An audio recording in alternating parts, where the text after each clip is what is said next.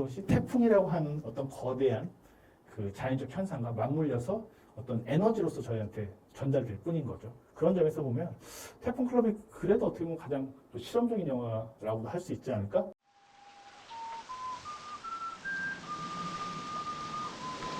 入道雲に乗って夏休みは行ってしまった。今朝空は真っ青。木々の葉の一枚一枚が 감독은 이제 1980년대에서 90년대 때 일본을 대표하는 감독으로서 손꼽혔는데 사실 일본 내에서도 그랬고 국제적으로도 아주 주목을 받았던 케이스는 좀 아니긴 했었어요. 소위 이제 1980년대 때 일본 뉴웨이브라고 하는 어떤 흐름들 속에서 가장 대표적으로 꼽히는 감독이면 분명한데 장편 기준으로 한 13편 정도의 영화를 찍긴 했었고요. 그 13편의 영화들이 한 제작사랑 지속적으로 찍었다기보다는 사실은 뭐 그때 뭐 쇼치쿠에서도 찍고 도호에서도 찍고 니카치에서도 찍고 뭐 자기가 만든 그 회사에서도 찍고 뭐 이런 식으로 좀 제각각으로 어떤 곳에 딱 속해 있기보다는 좀 독립적인 방식으로 영화를 찍고 그때 좀 많이 찍었던 감독으로 알려져 있기도 하고요. 또 재밌는 것들 중에 하나는 사실은 이제 소마이 신지 영화는 크게 두 가지 계열로 나눌 수 있거든요. 보통 이제 아이들이나 청소년들이 주인공인 영화들이 한 흐름을 이루고 있다고 한다면 또 하나는 성인들을 대상으로 찍은 영화들도 분명히 있어요. 매일 애들만 데리고 찍지는 않았었거든요. 아이들이 주인공일 때는 여주인공들이 특히 대부분들이긴 해요. 오늘 보신 태풍 클럽에서도 뭐 리에라고 하는 도쿄로 이제 가출을 했다가 돌아오는 뭐 소녀가 중심일 수도 있고 미카미가 주인공처럼 보일 수도 있을 텐데 사실 이 영화에서는 어느 정도 섞여 있는 편이긴 하죠. 다른 영화들에 비해서는. 근데 뭐 90년대 걸작이라고 불리는 이사 같은 작품도 훨씬 더 오늘 보신 영화 비교해서 보면 이렇게 얌전한 감독이었어? 라는 생각이 드실 수도 있는데 그런 영화들에서는 이혼을 앞두고 있는 부모를 계속 어떻게든 봉합하려고 하는 한 소녀의 뭐 노력들 약간 이런 내용들은 윤가은 감독의 그 우리 집이라고 하는 작품과도 상당히 유사한 느낌을 그렇게 또 주기도 합니다. 윤가은 감독이 그래서 물어봤더니 이사를 본 적은 없대요. 소마이 신지 감독의 영화를 되게 좋아하긴 하지만 뭐 어쨌든 그런 영화들을 찍어왔는데 좀 다양하기도 하고요. 뭐 화면에서 딱 보신 거 보면 흔히 소마이 신지 감독 하면 많이 얘기가 되는 게 어떤 스타일적인 측면에서 뭐 롱테이크의 화면 혹은 익스트림 롱샷을 쓰는 화면들 뭐 이렇게 얘기 많이 하는데 그런 걸 많이 쓴 감독이긴 해요. 확실히 다른 영화들을 봐도 롱테이크로 되게 한 인물 길게 보여주는 샷들 그러다 보니까 이제 리허설 많이 해야 되죠. 그런 영화를 찍으려면 리허설 많이 하기로 또 유명한 감독이기도 합니다. 그렇기는 하지만 또 후기로 갈수록 그런 것들이 좀 줄어들기도 해요. 어떤 상황에 맞춰서 이걸 고집하거나 뭐 발칸반도의 대표적인 뭐 테오 안겔로플로스 같은 안개 속의 풍경이나 율리시스의 시선 같은 감독들처럼 그것만 고집하거나 하기보다는 제가 보기에는 뭐 영화에 따라서 훨씬 더 유연한 것들을 가지고 있었다라고 볼 수 있을 것 같고요. 이따가 소개를 해드리겠습니다만 뭐 초기작들은 어떻게 보면 소위 우리식으로 이제 조폭물이라고 볼 수 있는 야쿠자물들을 재해석한 영화들로 또 흥행을 누리기도 했었기 때문에 의외로 좀 여러 가지 프레임을 좀 가지고 있는 감독으로서도 볼 수 있지 않을까라는 생각도 해보게 됩니다. 오늘 이제 소개해드릴 제목은 리에가 했던 저 대사겠죠. 소마이 신지 감독은 48년생으로 알려져 있고요. 법대에 입학을 한 후에 많은 또 영화 감독들이 학교를 제대로 다닌 적이 없기도 하죠. 그 니카스 영화사에 입사했는데 니카츠 하면 가장 유명한 게 60년대 때 활동했던 대표적 감독이 스즈키 세이준이거든요. 일본의 스즈키 세이준도 역시 대학교 다니다가 또 중퇴를 해서 니카츠에 그 입사를 한 다음에 소위 말해서 60년대 전설적인 작품들 거의 B급 영화들을 한참 만들어 냈었는데 70년대 가면 니카츠가 되게 어려워져요. 그렇게 되면서 니카츠에서 새로운 어떤 전통을 만들어낸 게 니카츠식 로망 포르노라고 하는 것들을 만들어내는데 그렇다고 해서 완전 포르노는 아니에요. 근데 거의 70년대, 80년대 통틀어서 1000편이 넘게 이게 제작됐다라고 알려져 있거든요. 그러니까 거의 맨 찍어내는 어떤 공장의 영화들을 만드는 거예요. 니카츠도 꽤 전통이 구력이 센 뭐 쇼치쿠나 도호처럼 메이저까지는 아니지만 꽤 그런 힘들이 있는 곳 중에 하나이긴 했었는데 이 로망 포르노를 찍게 되면서 감독들한테 조건을 겁니다. 어떤 조건을 거냐면 우리가 원하는 그런 약간 야한 씬 한두 개만 딱 조건을 주면 나머지는 니네 맘대로 해도 돼. 그러니까 이렇게 하다 보니까 니까치에 어떤 붐이 일어나기 시작하냐면 젊은데 일본은 저희도 마찬가지였지만 지금은 조금은 덜하다고 볼 수 있지만 도제 시스템이거든요. 그러니까 입봉을 하려면 감독이 되려면 이제 입봉한다라고 옛날 말로는 그렇게 얘기하는데 그냥 내가 영화를 찍어서 독립영화 유춤처럼 찍어가지고 장편을 찍는 게 아니라 도제를 거쳐야 돼요. 조감독을 대개 10년, 10년도 짧은 거예요. 한 몇십 년, 20년 뭐 하게 되면 자 이제 네가 영화 찍을 때가 됐어 하면서 영화를 주게 되는 거죠. 그러니까 이런 시스템 속에서는 새로운 감독들이 돌출하기가 되게 힘든 조건이에요. 한국 같은 경우 90년대 후반에서부터 특히 2003년도 기점으로 살인의 추억이라든가 올드보이 같은 영화들이 대거 나타날 수 있는 건 이 도제 시스템들이 해체되는 시대가 왔기 때문에 가능해진 거예요. 그래서 새로운 감독들, 뭐 김지훈, 뭐 류승환이 혼자 독립영화 찍고 이런 것들이 가능했던 건 똑같이 어떤 비유를 들자면 도제 시스템이 무너지고 알아서 영화를 찍을 수 있거나 아니면 뭐 사이더스라든가 이런 곳에서 새로운 어떤 제작 시스템을 만들면서 그래 아카데미 출신의 봉준호, 장준환 니네 하나씩 시나리오 써봐. 그래서 실제로 지구를 지켜라하고 살인의 추억이 같은 해 2003년에 개봉을 했었는데 두 달인가 한 달인가 그 차이를 두고 개봉을 했었는데 그게 하나의 패키징이었었어요. 그 투자를 받을 때는. 그래서 그 사이더스 입장에서는 둘 중에 하나가 망해도 하나만 되면 리쿠프를 할 수 있다. 뭐 이런 조건에서 이제 했었던 거거든요. 어쨌든 이런 시스템들이 새로운 감독들을 불러 일으키게 만들기 마련이에요. 뭐 다시 리카치로 돌아가면 리카치에서 그래서 그런 영화들 어떤 장면의 조건만 충족시키면은 그러면 마음대로 영화를 찍을 수 있어 하다 보니까 젊은 감독들이 대거 등장하기 시작을 했고 소마이 신지의 그 조감독 중에 한 명이었었던 구로사와 기요시 같은 경우도 리카치 로망 포론을 찍었었어요. 그래서 제가 예전에 열심히 영화 보고 공부했던 시절에 그걸 봤었는데 제목이 뭐 대부분 이래요. 도레미파 소녀가 끓는다. 간다카와 음란 전쟁. 뭐 이런 제목들이에요. 딱 들어도 그런 영화겠구나. 근데 보면 정작 야하진 않아요. 뭐 한두 장면 그런 게 있긴 있지만 조건대로 대부분들은 이거 무슨 고다르 영화 찍었나? 라고 싶을 정도로 되게 컷이나 이런 것들이 혁신적인 부분들이 또 많이 있기도 합니다. 여하튼 그러다가 1980년에 쭈르미 신고와 야쿠시마루 히로코를 주연으로 나름 이제 아이돌 당대 잘 나간 우리보다 아이돌 문화가 훨씬 더 일본이 10년에서 20년 정도 더 빠르니까요. 그들을 주연으로 저기 보신 것처럼 꿈꾼 15살이나 장편으로 데뷔를 했고 꽤 흥행에 성공을 하게 되면서 자연스럽게 또 이런 계기들이 어떤 뭐 소년 소녀 혹은 청춘 영화들의 발을 담그게 되는 또 계기로 작용을 하기도 합니다. 제가 아까 소마이 신지 감독은 크게 아이들, 청소년들의 세계를 다룬 영화와 그렇지 않은 영화로 있다고 말씀드렸었는데 그 흐름의 구별을 따라서 한번 잠깐 설명을 드리면요. 아까도 그 자기네 회사가 만들었던 게 1982년에 디렉터스 컴퍼니를 결성을 해요.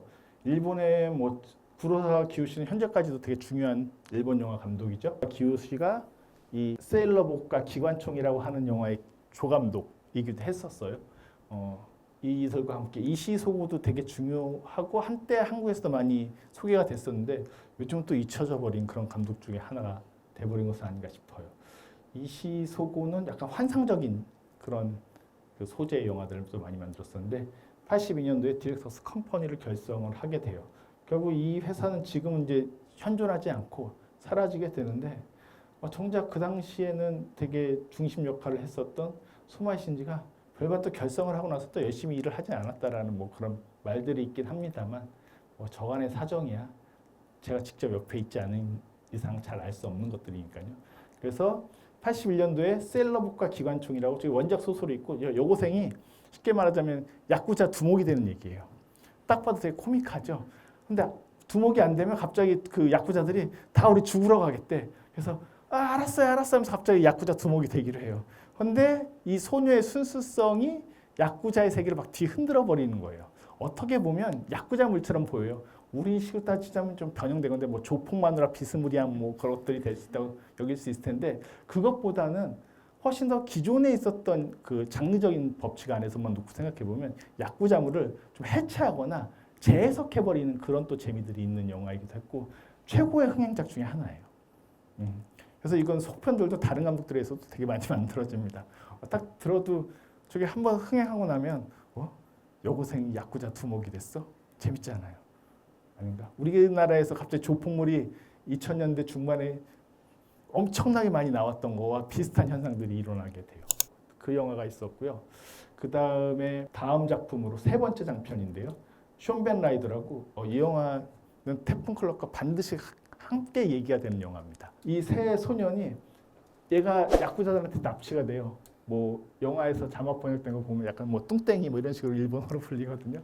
그래서 얘네들이 야쿠자를 상대하면서 가는 또 얘기예요. 여전히 야쿠자물의 전통에 있지만 저 소년들이 그 세 사람이 세 친구가 주인공이라는 점에선 완전히 또 기존에 우리가 갖고 있었던 야쿠자물에서 보면 뭐 난다고 그래 뭐 이런 식의 어떤 그런 건 없고 그 어른들조차도 되게 유치한 어떤 야쿠자처럼 등장을 하게 되면서 오히려 그 위계 다시 말하자면 아이들이 훨씬 더 진지하고 어떤 진심이고 야쿠자들이 오히려 더 촌스럽고 더 어리고 더 미숙하다는 것들이 대비가 되면서 또 전개되는 부분들이 있어요.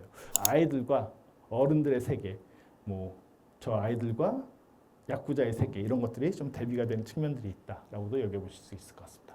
그리고 그 눈의 노래라고 딱 봐도 이쁘죠. 네, 이쁘게 나와요 진짜 화면 속에서. 근데 이 작품이 그 보고 있으면 키다리 아저씨 얘기거든요. 서사는. 쉽게 말하자면 그 남자 주인공이 이 소녀가 거의 이제 고아인데 데려다 키운 거예요.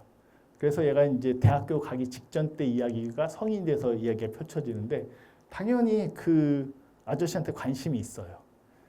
그리고 그 아저씨의 또 친구가 또 얘한테 관심이 있어요.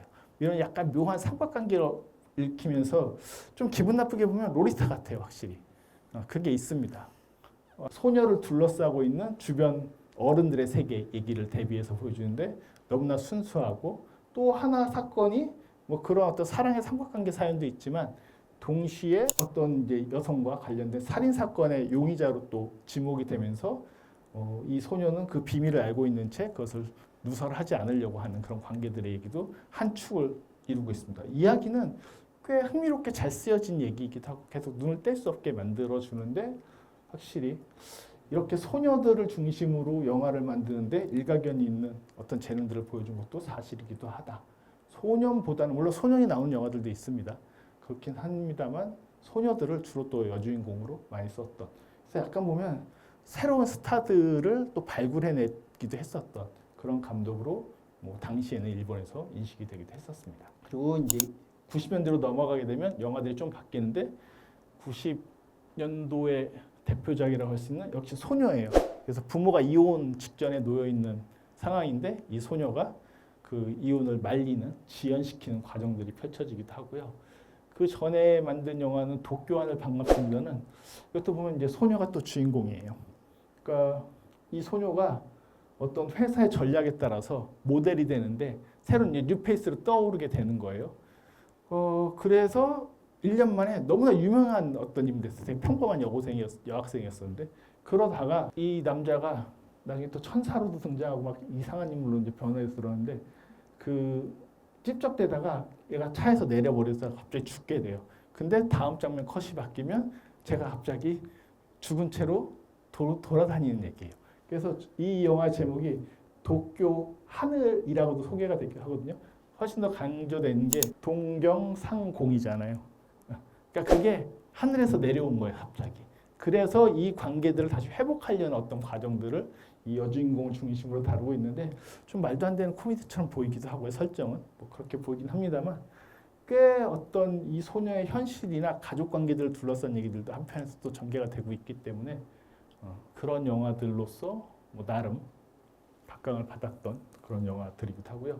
요거는 가져온 이유가 여름정원이라는 작품인데 여기는 소년들이 주인공이에요. 그래서 반드시 소년만을 주인공으로 찍은 것은 아니다.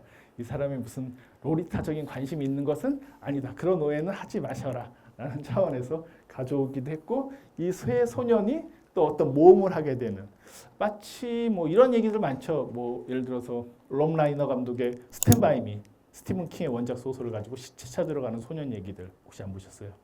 진짜 재밌는데 그런 영화들처럼 이 소년들의 어떤 모험과 활약극을 다루고 있는 영화들 90년대 영화들은 좀 더 안정되긴 합니다. 그렇게 되긴 합니다만 어쨌든 그래도 각각의 어떤 사연들과 사건들은 꽤 분명하고 오늘 보신 태풍 태양이 그나마 사건이 가장 모호한 영화 중에 한 편이에요. 사실은. 예를 들어서 리에가 가출을 하는데 리에 장면에서 뭔가 이상한 거 못 느끼셨어요? 뭐가 이상하죠? 남자를 갑자기 만나서 물론 비약은 있는 부분이긴 합니다만 뭐 만날 수도 있죠. 뭐 동경 가서 말 걸어줘서 고맙다고 얘기하잖아요. 뭐가 이상하죠? 되게 이상한 게 있어요. 보고 있으면. 계속 누구 얘기를 하는데 그 존재가 안 보여요.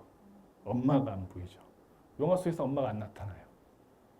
근데 계속 엄마 때문에 나 안 끼워서 쟤 못 만나러 갔잖아 막 하면서 짜증내는데 엄마가 없어요. 정말 엄마가 있는 걸까? 있는 것 같기도 해요. 또 어떤 뉘앙스들은. 그런 부분들을 보면 사실은 어떤 부재된 어떤 가족이라든가 어떤 개인적 상황들이 태풍 클럽에서 놓여 있는 부분들은 분명히 있습니다만 그럼에도 불구하고 이들이 지금 방황하거나 저렇게 학교에 왜 굳이 모여 있어야 되지? 라는 이유는 꽤 명확하지가 않습니다. 다만 그것이 태풍이라고 하는 어떤 거대한 그 자연적 현상과 맞물려서 어떤 에너지로서 저희한테 전달될 뿐인 거죠. 그런 점에서 보면 태풍 클럽이 그래도 어떻게 보면 가장 또 실험적인 영화라고도 할 수 있지 않을까? 이 소마이 신지 전체 영화들을 다 놓고 보면 그렇게도 생각해 볼 수가 있을 것 같습니다. 그리고 이제 어른들 영화 보여드릴게요. 좀 우울한 성인들의 영화라고 볼 수 있는데 83년도에 물고기 떼라는 작품을 이미 20살 넘은 아버지에 대한 어떤 원한 관계를 가지고 있는 아들과 연인의 얘기들을 찍었었고요. 물고기 떼도 꽤 재밌습니다. 거의 태풍 클럽 전에 뭐 아까 션더 라이더, 그죠? 숀벤 라이더 그 오토바이 타는 장면들이 있어가지고 소리도 처음에 나오기도 하고 숀벤 라이더 같은 영화들 시기 때 만든 건데 저 작품은 쇼츠쿠에서 제작을 했었던 영화고요. 러브 호텔은 왓챠에 올라가 있어요. 그래서 유일하게 그 저희 OTT에 있는 영화가 러브 호텔이거든요. 이게 꽤 괜찮은 영화입니다. 러브 호텔. 저는 강추하는 영화예요. 그런데 아이들 버전이 아니라 제목 보면 이상하죠? 네, 그런 내용 맞습니다. 충분히 예상할 수 있는 그런 내용이 맞긴 합니다만 그래도 어른들의 세계를 이미 80년대 때 잘 다루고 있구나라는 것들이 보여지는 그런 영화이기도 하고요. 어떻게 보면 어른들의 세계를 딱 집중해서 다룰 때는 별로 이렇게 맑은 다시 말해서 오늘 보신 태풍 클럽의 그런 어떤 에너지나 그런 것들은 거의 없어요. 갑자기 그 미도리가 너 먼저 춤추하면 뭐 미도리가 계속 춤추잖아요. 그런 장면들이 이런 영화들에서는 눈 씻고 봐도 찾아보실 수는 없습니다. 그럼에도 불구하고 사실은 좀 다크해요. 이 감독의 세계는 기본적으로 제가 느끼는 정서는 아무리 어떤 아이들 때문에 혹은 소녀들의 얼굴 때문에 좀 환하게 보이는 느낌이 있을 때가 있다고 할지라도 기본적인 정서는 우울함에 더 멜랑콜리에 더 가까이 있는 것은 아닌가 싶은 생각을 해보게 됩니다. 그리고 러브 호텔은 근데 나왔었던 닉까치에서 당연히 닉까치니까 또 그런 느낌이 있는 그런 영화로 제작이 됐었고요. 봄이라는 영화는 가족 영화의 형태인데 역시 아버지를 중심으로 한 어떤 한 상황들을 보여주고 있고 이 작품은 베를린 영화제에 나와서 상을 받기도 했었어요. 그러니까 국제영화제라고 하는 그 무대를 놓고 봤을 때는 소마이 신지가 좀 알려진 건 90년대예요. 이사가 칸 영화제에 90년대 때 처음으로 가기도 했었고요. 베를린 영화제 갔던 게 봄 같은 작품이었었고요.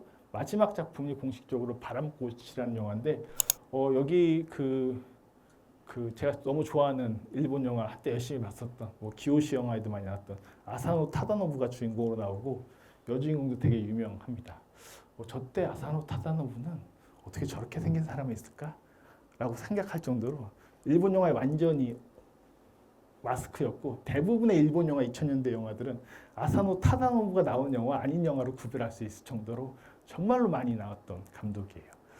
배우예요. 그런데 이 아사노 타다노부가 약간의 이제 삼류 인생처럼 나오게 되고 여자의 관계들을 그리고 있는 그런 작품인데 보시면 바람꽃도 소마이 신지가 이런 세계도 꽤 잘 그리고 있구나라는 것을 확인해 보실 수 있습니다.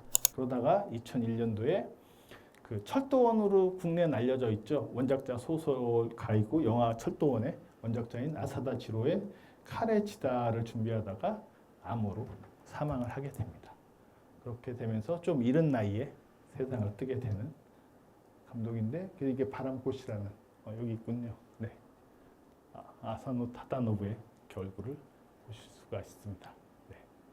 저 여배우 이름 까먹었어요. 저 여배우 되게 유명한 여배우인데 여하튼 한번 찾아보시길 바라면서